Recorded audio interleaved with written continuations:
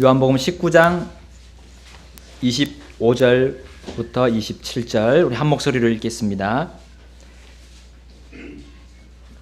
다 찾으셨으면 다 같이 한 목소리로 읽겠습니다. 시작. 이제 예수님의 십자가 곁에는 그분의 어머니와 그분의 이모요 글로바의 아내인 마리아와 막달라 마리아가 서 있더라. 그러므로 예수님께서 자기 어머니와 자기가 사랑하던 제자가 곁에 서 있는 것을 보시고 자기 어머니에게 이르시되 여자여 당신의 아들을 보소서 하시고 그 뒤에 그 제자에게 이르시되 내 어머니를 보라 하시니 그때부터 그 제자가 그녀를 자기 집으로 모시니라. 네, 말씀에서 기도하겠습니다. 하나님, 이 시간 저희들의 마음을 주님께서 받아주십시오. 저희들의 마음을 또 살펴주시고 하나님의 진리의 말씀 안에 우리가 풍성하게 묻힐 수 있도록 하나님 이 시간을 함께 해주십시오.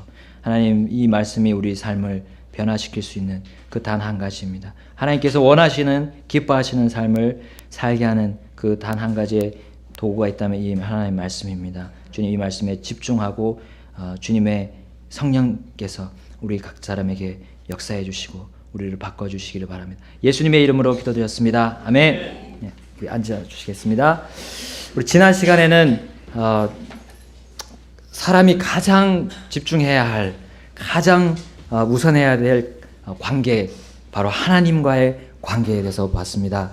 여러분, 하나님과의 관계를 내 삶의 우선으로 생각하는 사람은 바로 주님의 말씀으로 시작한다고 했습니다. 주님의 말씀으로 그 하루를 시작하고요, 또 모든 일주일의 첫날을 시작하고 그 첫 시간을 주님과 함께 먼저 보낸다고 했습니다. 그랬을 때 그 사람의 삶은 결코 흔들리지 않습니다. 흔들려도 넘어지지 않고요, 또 하나님과의 관계가 깊어지게 되고요, 하나님과의 관계가 깊어지니까 하나님부터 오는 수많은 좋은 것들을, 그 은혜들을 받게 된다는 겁니다. 그래서 그분의 왕국과 그분의 의를 구하면 우리가 먹고 사는 것조차도 우리는 걱정할 필요가 없게 되는 겁니다.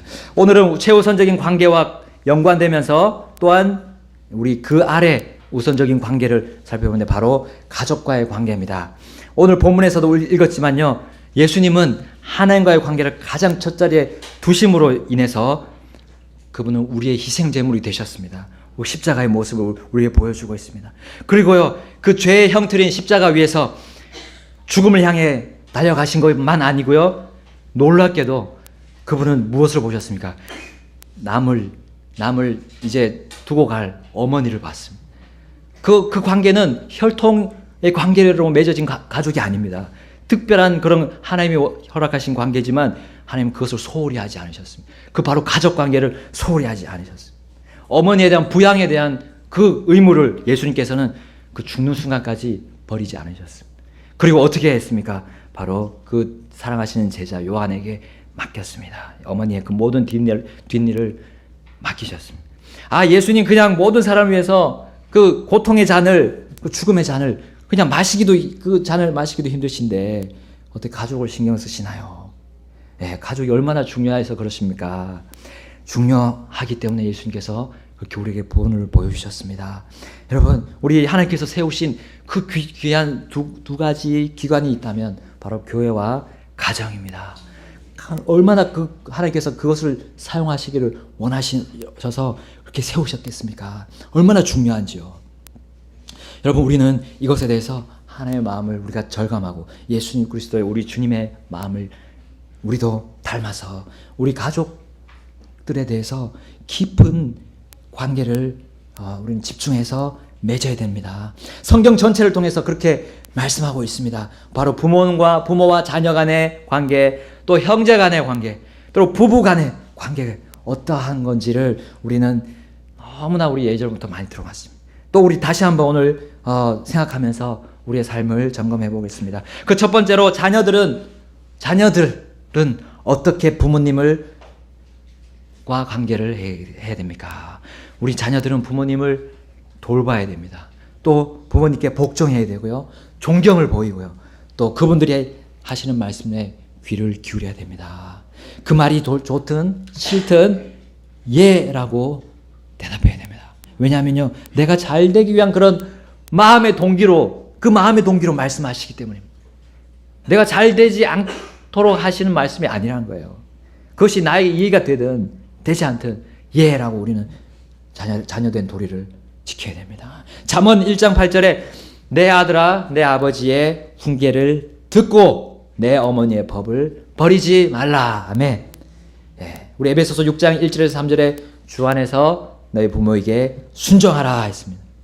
그리고 디모데전서 5장 4절에는 이렇게 나옵니다. 만일 어떤 과부에게 자녀나 손자들이 있거든 그들이 먼저 집에서 효성을 보여 자기 부모에게 보답하는 것을 배우게 하라. 그것은 하나님 앞에서 선하며 받으실 만한 것이니라. 아멘.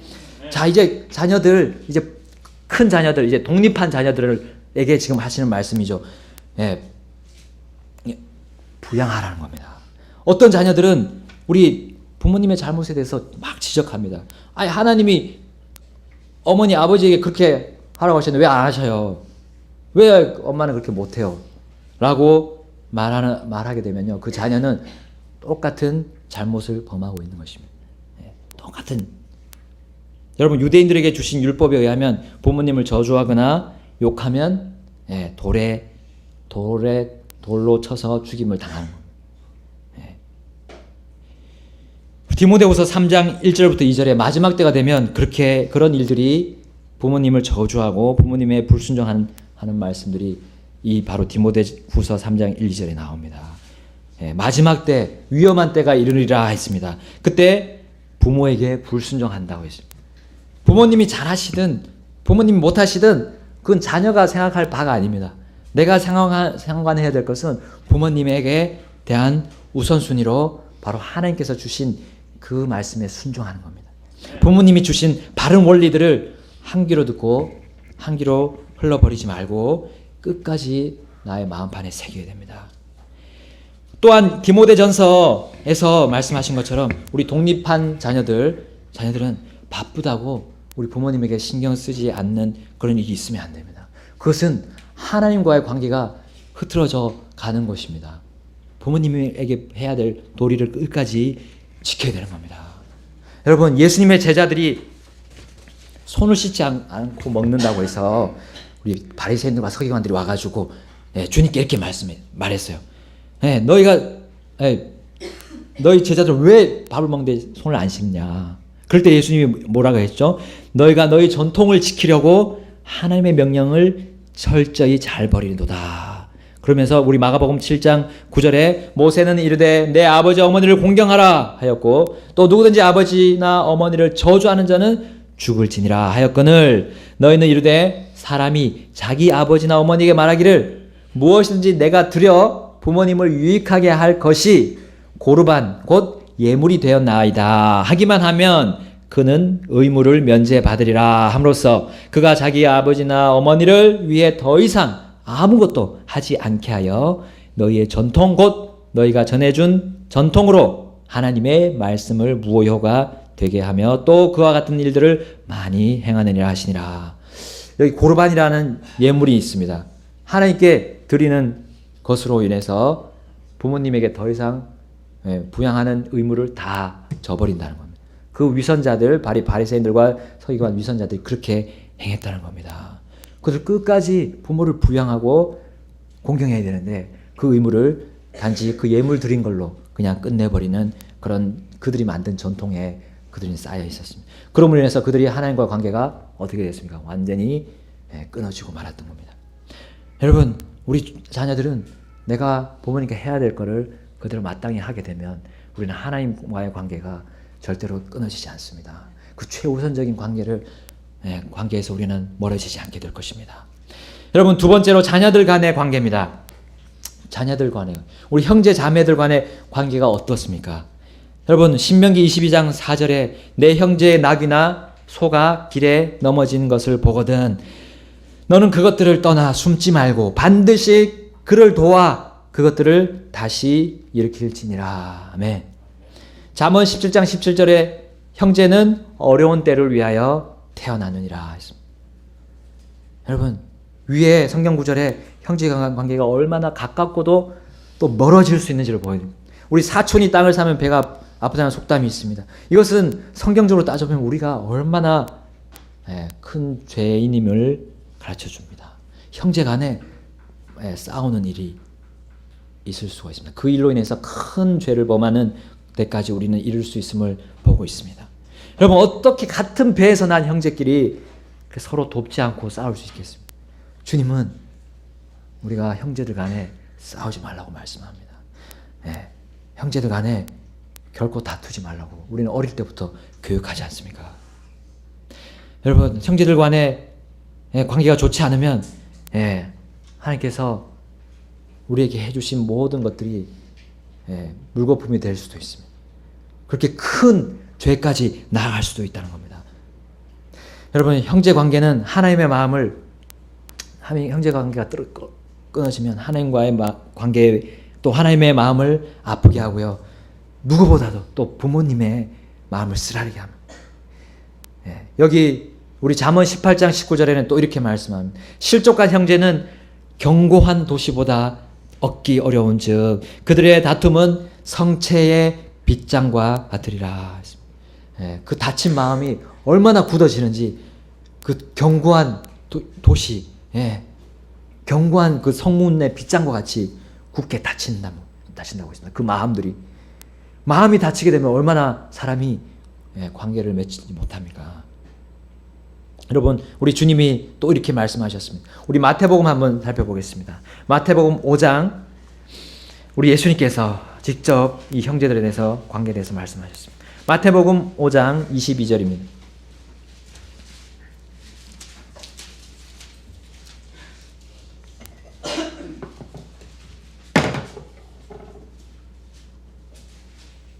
마태복음 5장 22절부터 24절 우리 한 목소리로 읽겠습니다. 시작. 나는 너에게 이르노니 누구든지 까닭 없이 자기 형제에게 화를 내는 자는 심판의 위험에 처하게 되고 누구든지 자기 형제에게 나가라 하고 말하는 자는 공회의 위험에 처하게 되거니와 누구든지 너 어리석은 자여 하고 말하는 자는 지옥불의 위험에 처하게 되리라. 그러므로 내가 내 예물을 제단으로 가져오다가 너를 대적할 어떤 일이 내 형제에게 있음을 거기서 기억하거든 내 예물을 거기에 제단 앞에 두고 내 길로 가서 맨 먼저 내 형제와 화해하고 그 뒤에 와서 내 예물을 드리라. 아멘. 우리 주님이 직접 말씀하셨습니다. 형제와의 관계가 틀어지게 되면 결단코 하나님께 경배하는 그 예물조차도 주님이 받지 않으신다고 했습니다.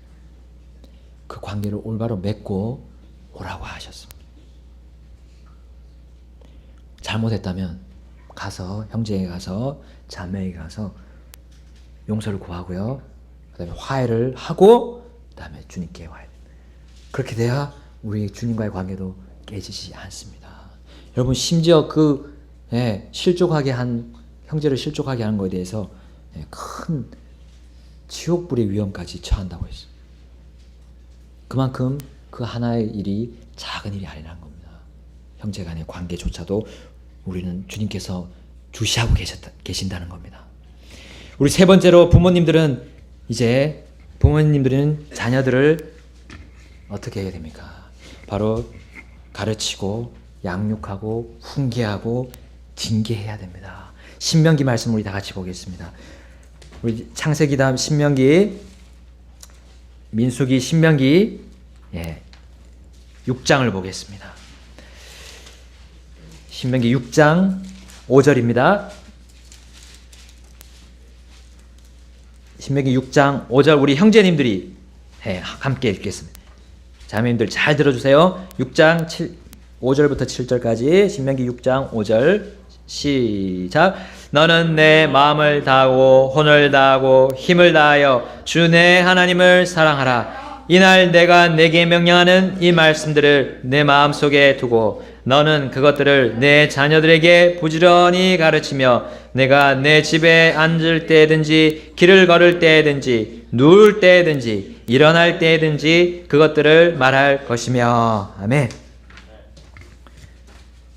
여러분, 세상의 교육자들 또 우리 다른 말씀 하나 더 보겠습니다. 잠언 19장 18절입니다. 잠언 19장 18절. 잠언 시편 다음이죠. 잠언 19장 18절.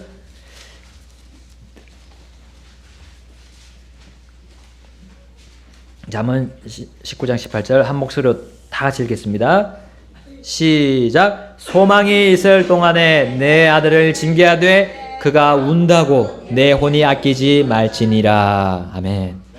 에베소서 6장 4절에 내 자녀들을 노엽게 하지 말고 오직 주의 교육과 훈계로 양육하라. 아멘. 여러분, 세상의 교육자들은 여기 나오는 회초리, 체벌을 금지합니다. 우리 잠언 22장 15절에 소망이 있을 때 회초리를 들으라고 했습니다. 세상의 사람들은, 교육자들은 지금 그렇게 하지 말라고 합니다. 이해시키라고 하고 있습니다.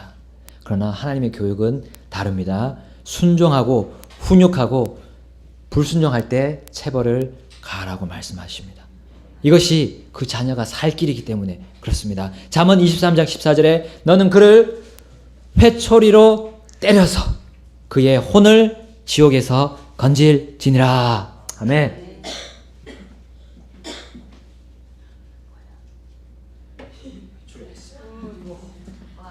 사랑의 매라고 되어 있습니다. 이게 누가 쓰신 것 같아요. 여기 부러졌어요. 이쪽이 벌써. 어느 분이 가져가서 빌려가셔서 쓰셨나 모르겠는데요. 부러졌습니다. 이 회초리 하나가 여러분 지옥에서 꺼낸다고 하는 거예요. 지옥에서 건진다고 말씀하고 있습니다. 여러분, 지옥에서 건지는 제품들 중에 이렇게 좋은 제품이 있을까 모르겠습니다. 없습니다. 회초리. 이것을 지혜롭게 사용하기만 하면 지옥에서 건질 수 있다고 분명히 말씀하셨습니다. 여러분, 바로 이 도구가 바로 하나님의 말씀 위에 같이 이렇게 놓여 있어야 됩니다. 이거 따로 놀게 되면 이제는 큰일 납니다. 어떻게 됩니까? 자녀들을 노엽게 하게 됩니다. 6장 4절에 에베소 6장 4절에 그렇게 말씀하셨습니다. 자녀들을 노엽게 하지 말고 오직 주의 교육과 훈계로 양육하라 했습니다. 하나님의 말씀이 중심이 되지 않으면, 않고 매가 나가면 자녀들이 노엽게 될 것입니다. 분명합니다. 여러분, 바로 주님의 이 말씀이 주님의 명령이라고 표현되어 있고요. 또 주님의 증언들, 판단들, 우리 시편 119편에 많은 말들로 이것이 소개되어 있습니다. 이것이 중심이 되지 않으면 어떤 교육도 다 허사로 돌아가게 될 것입니다. 여러분, 이 놀라운 기적의 능력이 담긴 이 말씀 위에 있는 회초리, 이것을 주신 하나님께 감사를 드립니다. 여러분, 이 도구를 잘 가다듬고 쓰기 위해서 부모님은 어떻게 해야 됩니까? 바로 이 성경 말씀을 잘 알아야 되겠습니다. 이 성경 말씀을 모르면 어떻게 쓸 수가 없잖아요. 여러분, 우리 세상의 학문보다 더 알아야 될 것이 성경입니다. 여러분, 세상 박사가 문제가 아니라요, 우리 성경 박사가 되셔요. 부모라면요. 그래야 아이들이 노엽게 되지 않습니다. 여러분, 우리 교회 누가 계십니까? 우리 목사님, 성경 박사님이 계시잖아요. 목사님을 잘 사용하셔야 됩니다. 사용한다는 보기는 많이 이용을 하셔야 돼요. 우리가 성경 공부를 하면서 어디서 질문을 합니까? 물론 여러 가지 질문을 하시지만 우리 목사님이 항상 준비가 되어 있습니다. 어떻게 하면 성경 지식을 더 많이 쌓을 수 있을까? 제가 신학교 지금 강의하고 있는 중에도 물어봐요. 목사님도 물어보면 답이 그냥 바로바로 해주십니다. 그리고 완전히 해결이 됩니다. 순식간에 해결이 됩니다. 긴 시간도 걸리지도 않습니다. 금방 해결이 돼서 그걸 가지고 또 가르칠 수가 있더라고요. 여러분, 목사님을 놀게 만들지 마시고 많이 일하시고 거기에 따라서 많이 존경을 보여주시면 좋겠습니다. 그게 하나님의 뜻이잖아요. 여러분, 성경 지식이 우리에게 들어오면 지식만 가득하면 이제 머리가 커지고 교만으로 갑니다. 그렇게 되면 안 됩니다. 여러분, 우리 부모들은 지식이 들어왔으면 이제 그것을 가지고 내가 먼저 순종해야 됩니다. 너 먼저 하나님을 향해서 나가야 됩니다. 하나님의 마음을 더 알아서 내 마음판에 하나님에 대한 지식을 새기고 또 내가 순종하기로 먼저 결단하고 그러한 계획을 세워야 됩니다. 내 생활 전반에서 순종하지 않음으로 인해서 우리 자녀들을 또한 올바로 교육할 수가 없게 됩니다. 이 회초리에 힘을 실을 수가 없습니다. 내가 먼저 순종하지 않으면. 여러분, 디모데후서 3장 5절에서 8절에 그 순종하지 못하는 사람들이 나옵니다. 3장 그 8절 특별히 7절 보면 항상 배우나 결코 진리를 아는데 이르지 못하느냐. 그런데 얀네와 얀브레가 모세를 대적한 것 같이 이들도 진리를 거역하나니 이들이 마음이 부패한 자들이요 믿음에 관하여는 버림받은 자들이니라. 바로 얀네와 얀브레가 그 하나님의 말씀을 전하는 사람에 대해서 또 하나님 그 말씀 자체에 대해서 불순종했습니다. 그랬을 때 그들이 항상 배우지만 그들의 삶에 그것이 적용되지 못하고 진리를 아는데 이르지 못한다고 말했습니다. 여러분, 그렇게 되면 그것이 자녀들에게도 그렇게 전달이 될 것입니다. 여러분, 부모가 주님과 그분의 말씀에 대한 확고한 믿음을 마음으로부터 보여야지만이 그 마음이 그 아이들에게 전달이 되잖아요. 관계라는 것은 마음과 마음이 부딪히는 겁니다. 또 관계를 함께 합하는 겁니다. 그렇기 때문에 그 마음이 전달이 그러한 순종의 마음이 자녀들에게도 전달이 될 것으로 믿습니다. 여러분, 저는 아직 아이를 키워보지 못했지만 저에게 주시는 미리 준비하라고 하는 말씀입니다. 우리에게는 부모가 되기 전에 준비할 수 있습니다. 우리 청년들도 준비해야 합니다. 미리 준비할 수 있는 기회를 주님이 주셨습니다. 주님께 감사를 드리고요. 또한 길러주신 우리 부모님들은 돌이킬 수 있는 기회를 계속해서 주시고 있습니다. 또 빨리 잘못됐다면 돌이켜서 우리 하나님의 그 놀라운 진리 안으로 우리가 더 가깝게 나아갔으면 좋겠습니다. 우리 네 번째로 마지막으로 부부간의 관계입니다. 부부간의 관계. 우리 창세기 모든 우리의 관계들의 기본이 담겨있는 우리 창세기로 가겠습니다. 창세기 2장 18절, 창세기 2장 다 같이 피겠습니다. 창세기 2장 18절부터 24절 우리 잘 아시는 말씀이지만 다 같이 한 목소리를 또 읽겠습니다. 우리 한 구절씩 나눠서 읽겠습니다. 창세기 2장 18절부터 23절까지입니다. 제가 먼저 읽겠습니다. 주 하나님께서 이르시되 남자가 홀로 있는 것이 좋지 못하니 내가 그를 위하여 합당한 조력자를 만들리라 하시니라.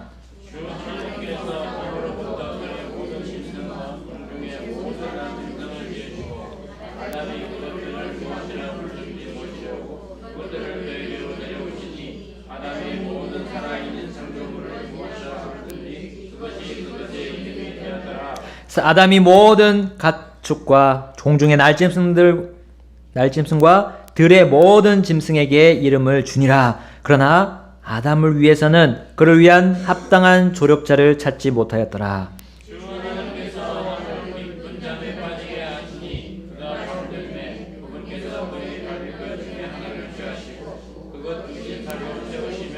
주 하나님께서 남자에게서 취한 그 갈비뼈로 여자를 만드시고 그녀를 남자에게로 데려오시니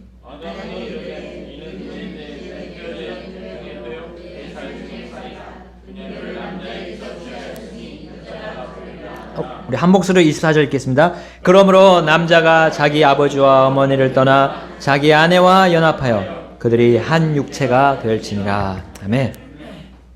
그럼 하나님과의 관계 다음으로 가장 중요한 관계라고 한다면 우리 부부관계입니다.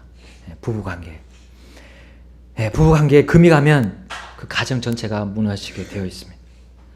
그래서 가장 기초로 돌아가서 우리가 지금 부부관계에 형성한 것을 지금 우리가 살펴보고 있습니다.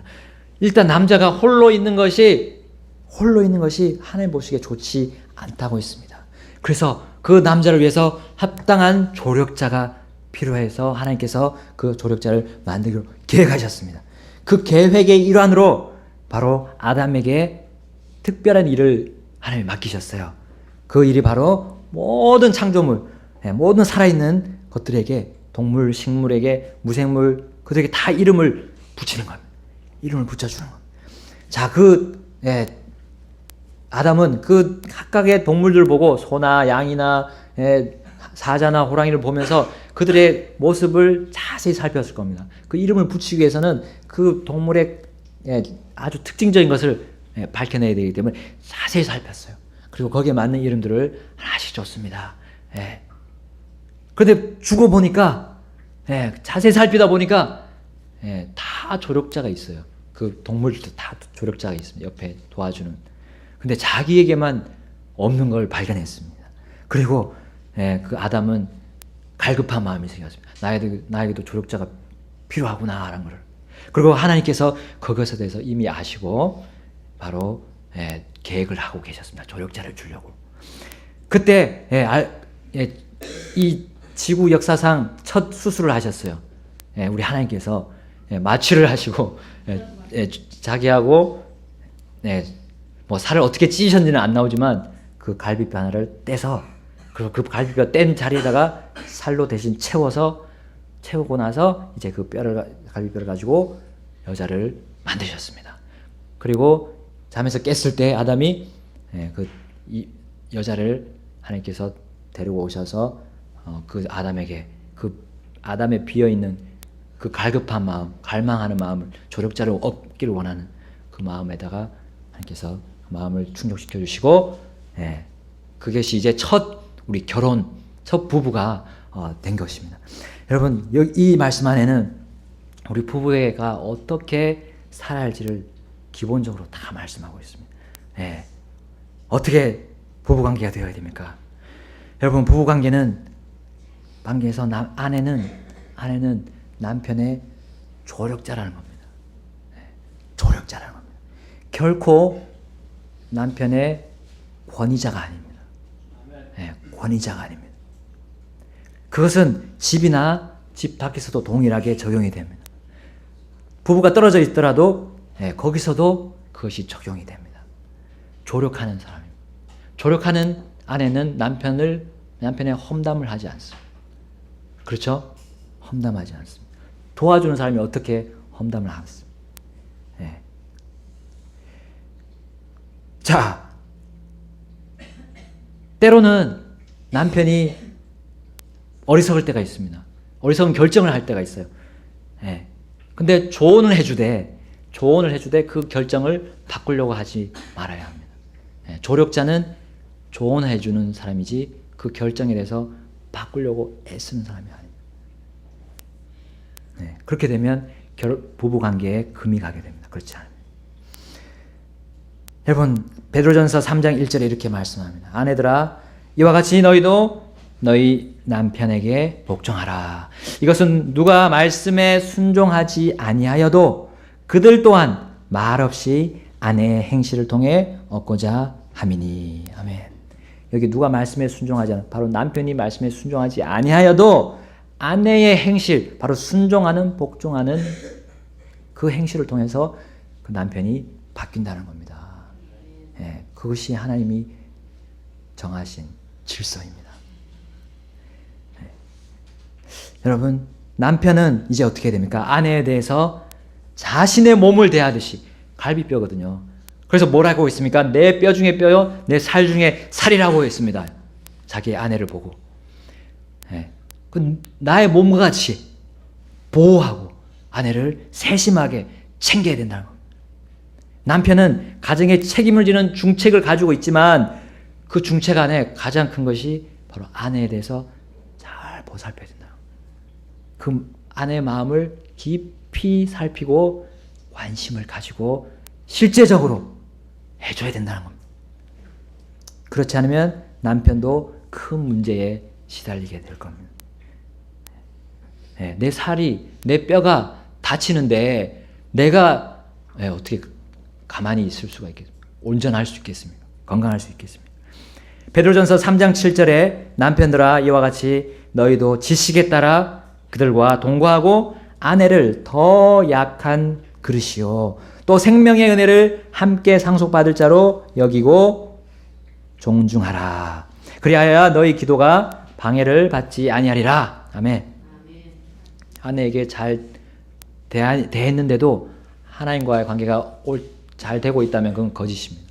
아내의 관계가 올바로 돼야 여기 기도가 방해받지 않는다 했잖아요. 하나님과 관계가 틀어지지 않습니다. 네. 여러분 우리 어떻습니까? 여러분 우리 오늘 4가지의 관계, 우리 가족들 간의 관계를 봤습니다. 우리 한 사람 한 사람이 또 아버지가 될 수도 있고 부모님이 될 수 있고 또 자녀가 될 수 있습니다. 형제가 될 수 있습니다. 네. 그 관계가 하나님과의 관계를 또 결정짓는다는 것을 우리에게 보여주고 있습니다. 여러분 잠언 23장 26절에 그 관계의 핵심을 우리에게 보여줍니다. 아까도 잠깐 말씀드렸지만 잠언 23장 26절에 내 아들아 내 마음을 내게 주며 내 눈이 내 길을 지키게 할지니. 아멘. 마음입니다. 마음. 관계는 마음과 마음이 닿는 것입니다. 우리의 눈에 보이지 않습니다. 여러분 하나님과의 관계도 똑같잖아요. 우리의 거칠애를 하나님은 받지 않으십니다. 나의 마음이 어떤가를 주님이 온전한 마음을 보신다고 했어요. 우리의 마음이 어떻습니까? 이 마음이 올바로 됐을 때야 이 관계가 성공합니다. 관계에서 성공합니다. 잠언 4장 23절에 이렇게 말씀합니다. 열심을 다하여 내 마음을 지키라. 생명의 근원이 거기에서 나오느니라. 아멘. 생명이라. 마음이 생명이라고 했습니다.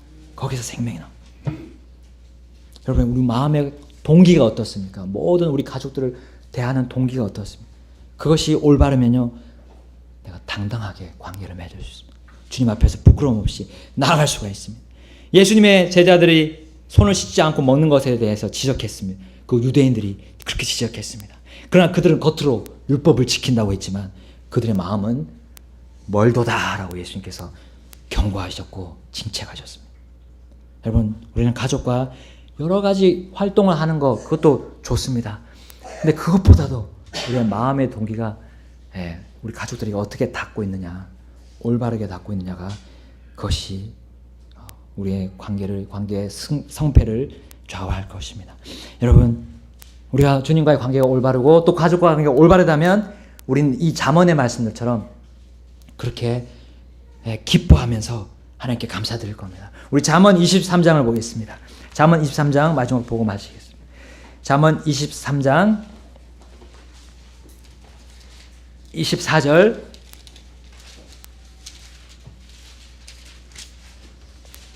25절입니다. 잠언 23장 24, 25절 다 같이 읽을까요? 시작.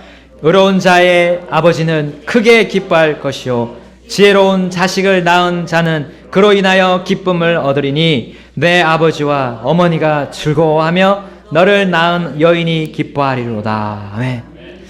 여러분 여기 자녀들에 대해서 특별히 얘기하고 있습니다. 의로운 자녀, 바로 지혜로운 자녀, 하나님의 말씀에 그대로 순종하는 자녀, 아버지 어머니가 어떻든 상관없이 예 하고 순종하는 자녀는 그 자녀를 보는 부모님의 마음은 너무나 기뻐서 그것을 주체하지 못할 겁니다.